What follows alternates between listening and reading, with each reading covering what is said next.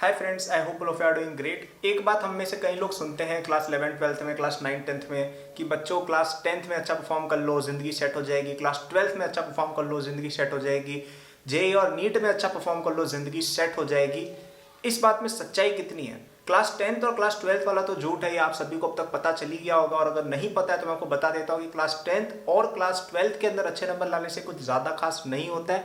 लेकिन जेई और NEET clear करने से अच्छे से अगर आप आईआईटी या एम्स पहुंच जाते हो by your hard work, by your dedication, तो उसका बहुत ही अच्छा आउटपुट होता है। ये आज अपन डिस्कस करेंगे कि आप इन एग्जाम की तैयारी करते हो तो उससे किस तरह से आपकी लाइफ सच में सेट हो जाती है। आप में से कई लोग ढूंढते हो कि मोटिवेशन नहीं मिल रहा है, जेई के लिए, नीट के लिए मोटिवेशन नहीं मिल रहा है। ये वीडियो देखो, आपको बहुत मोटिवेशन मिल जाएगा क्योंकि इतने सारे बेनिफिट्स हैं इन एग्जाम्स के कि मैं आपको क्या बताऊं। ठीक है, मैंने कई सारे आईआईटियंस को देखा है, डॉक्टर्स को देखा है जो इस तरह की बातें करते हैं कि अरे यार आईआईटी करने से कुछ नहीं होता है, नीट कर लेने से कुछ नहीं होता है, आगे बहुत ज़्यादा मेहनत है, ये वो। तो उस पर भी हम डिस्कशन बहुत अच्छे से करेंगे इस वीडियो के अंदर ही, अंत तक देखिएगा। ऑल्सो अगर आप जेईई की तैयारी कर रहे हो, आपको अगर फ्री नोट्स चाहिए और अपनी प्रिपरेशन की गाइडेंस के लिए एक बहुत ही शानदार ब्लॉग चाहिए, तो आप एकेडबूस्ट ऐप पर जाए, जिसका लिंक डिस्क्रिप्शन में दिया हुआ है। ये सारा कंटेंट फ्री है। आप अगर मुझसे पढ़ना चाहते हो, आईआईटीएन से, डॉक्टर से पढ़ना चाहते हो for your entire JEE NEET preparation, then do check out the app as well. वहाँ पे आपको कोर्सेज मिल जाएंगे जिसमें आप मुझसे भी पढ़ रहे होगे, both for JEE and NEET. और बाकी आपको जो नीट के बच्चे हैं जिनको बायोलॉजी वगैरह पढ़नी है, उनके लिए भी हमने बहुत ही शानदार कोर्सेज बनवा रखे हैं। So do check it out after the video. Okay, तो चलिए डिस्कस करते हैं। सब्सक्राइब कर लेना चैनल को, मैं बहुत सारे वीडियोस बनाता हूँ for JEE and NEET preparation. Academics की सारी बात यहाँ भर भर के होती है। चलिए बात करते हैं यार, 3 तरह के बेनिफिट्स की बात करेंगे। पहले बात करेंगे फाइनेंशियल की।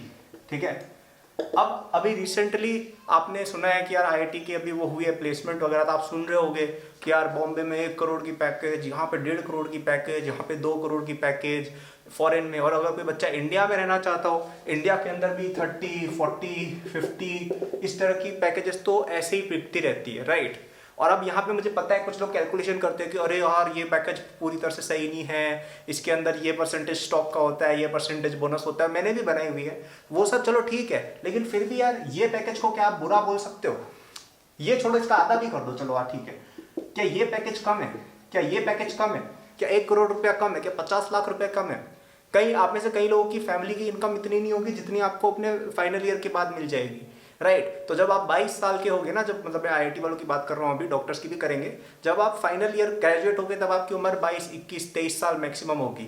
उस उम्र के अंदर आप 30 लाख 40 लाख 50 लाख इंडिया में, और अगर फॉरेन में जाओगे तो 1 करोड़ 1.5 करोड़ 2 करोड़ रुपए इतना ज्यादा कमा रहे होगे। मेरे भाई एक बात मुझे बताओ, इतना ज्यादा पैसा कौन सा 22 साल का लड़का होता है जो कमाता है? कौन सी 21 साल की लड़की होती है जो इतना पैसा कमाती है? आपको कोई मिल जाए बता देना। और आप लोग बोलोगे कि अरे यार XYZ फलाना टीम का यूट्यूबर है, वो इतने पैसे कमाता है, ये बंदा टिकटॉक पे नाचता है, वो इतने पैसे कमाता है, ब्ला ब्ला ब्ला। अब मैं आपको बताता हूँ कि वो लोग कमा रहे हैं, यस ठीक है, लेकिन उनकी एक सर्टेन शेल्फ लाइफ होती है।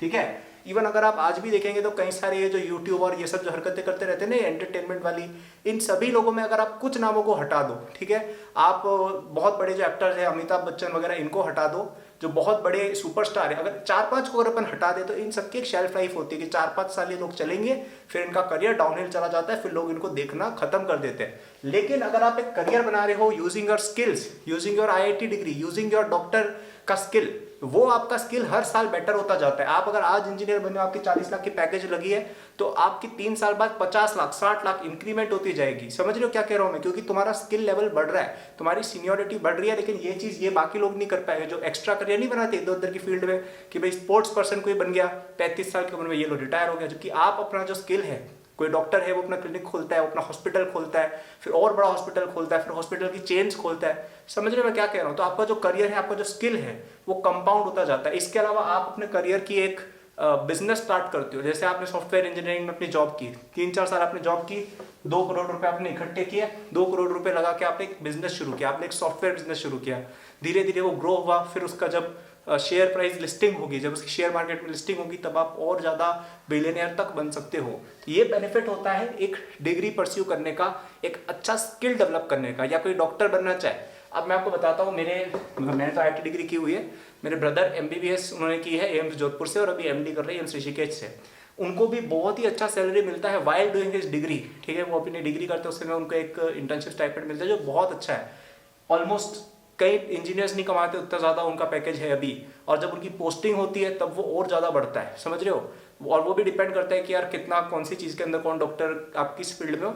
लेकिन ओवरऑल अगर आपने अच्छी पढ़ाई की, आप अच्छे इंस्टीट्यूट से, तो काफ़ी अच्छा पैसा कमा लेते हैं both doctors and engineers. Okay, और हॉस्पिटल अपना खोल लो, क्लिनिक खोल लो, या अपना खुद का बिजनेस स्टार्ट कर लो, है ना, तो आप लिटरली मिलियनर बन सकते हो। ओके, तो इतनी पावर है financial of doing it a degree from IIT और from a top medical college. अब ये तो क्या फाइनेंशियल। अब हम बात करते हैं सोशल फैक्टर्स की, ठीक है।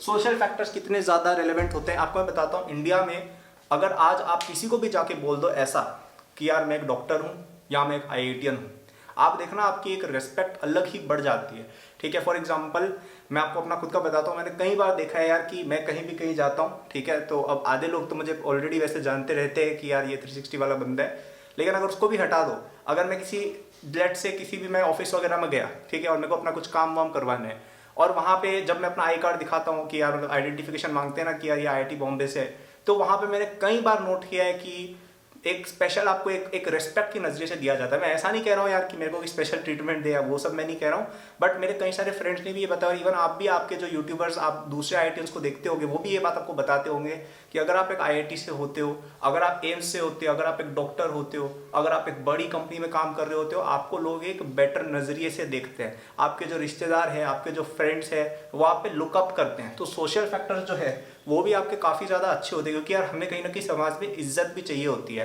अब मैं आपको बताता हूँ कि अब लेट से आप में से कोई बंदा है, वो गेमिंग यूट्यूबर बन के लेट से 10 मिलियन सब्सक्राइबर भी कर ले, लेट से, ठीक है, तो अगर कोई उससे पूछे तुम करते क्या हो, तो वो क्या बोलेगा, मैं गेमिंग करता हूँ। अब ये मतलब तुम एक बात बताओ ना, मैं गेमिंग करता हूँ, ये क्या कोई बात हुई। अब ठीक है किसी लोगों के लिए होगी, लेकिन मेरे हिसाब से आप बोलो कि यार मैं तो एक आईएएस ऑफिसर हूँ, मैं एक आईआईटीएन हूँ, मैं एम्स से डॉक्टर हूँ, मैं फलाना कंपनी में काम करता हूँ, मैं फलाना कंपनी का फाउंडर हूँ, मेरा इतना बड़ा बिजनेस चलता है, ये चीज़ें बोलना मुझे लगता है एक ज़्यादा एक पावरफुल स्टैंड क्रिएट करता है लोगों के ऊपर।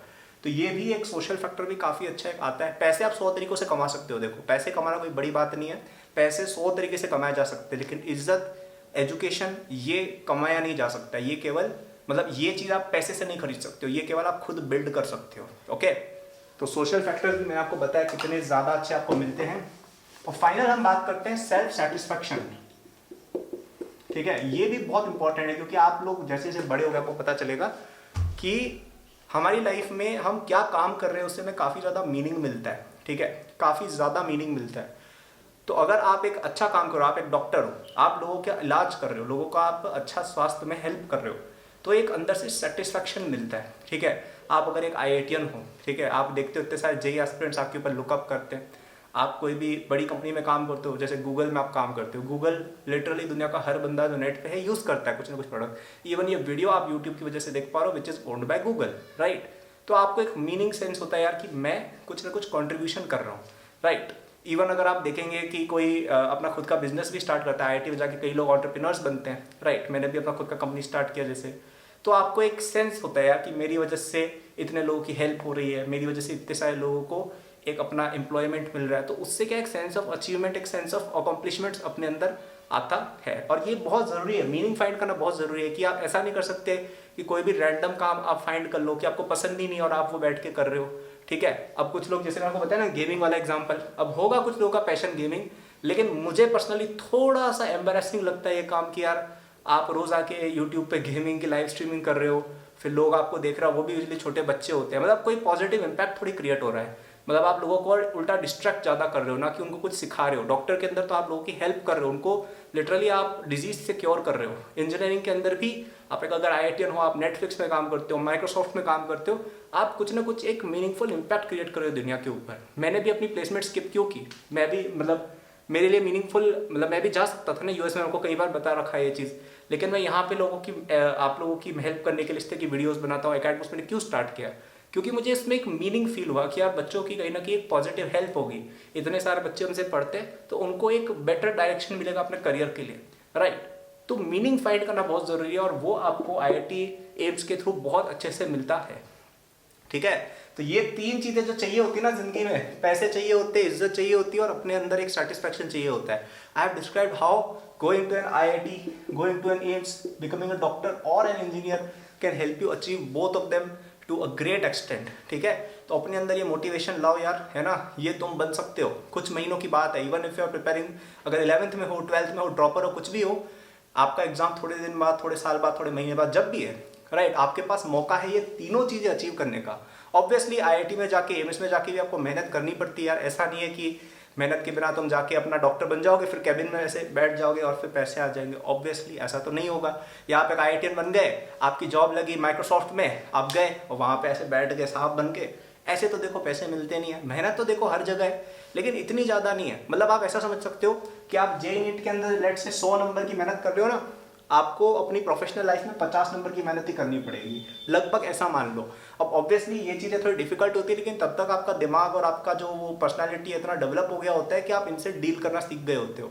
ओके, तो आप मतलब इतनी छोटी एज के अंदर इतनी मेहनत कर चुके होते हो ना, तो आगे की चीज़ें आसान हो जाती है। So it is literally the best way, the fastest way to succeed in your life. Okay, आप इन एग्जाम्स की तैयारी अच्छे से करें। आप बाकी चीज़ें भी कर सकते हो। देखो, मैं ऐसा नहीं कह रहा हूँ, कोई बहुत बड़ा स्पोर्ट्स पर्सन है जैसे महेंद्र सिंह धोनी है, उनके पास पैसे भी है, उनकी समाज में बहुत ज़्यादा इज्जत भी है, सेटिस्फेक्शन भी उनके पास है, लेकिन वहाँ पे जाने में एक तो बहुत ज़्यादा हार्डवर्क है और हर बच्चा नहीं जा सकता है। वहाँ पे एक सर्टेन आपको इंटरनल टैलेंट भी चाहिए, थोड़ा लक भी चाहिए, बहुत चीज़ें होती है।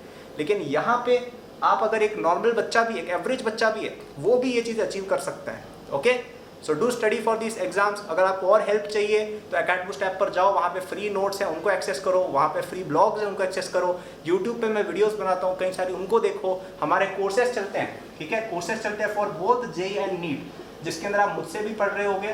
ठीक है, मैंने तो IIT एग्जाम पूरा अच्छे से निकाला हुआ है। IIT JEE मेन के अंदर तो फुल मार्क्स ही थे, IIT बॉम्बे CSE से मैंने डिग्री की है। तो आप ये चीज़ें जो करना चाहते हो ना, ये तीनों चीज़ें मैंने अचीव कर रखी हैं और फिर मैं आपको ही शेयर कर रहा हूँ, राइट।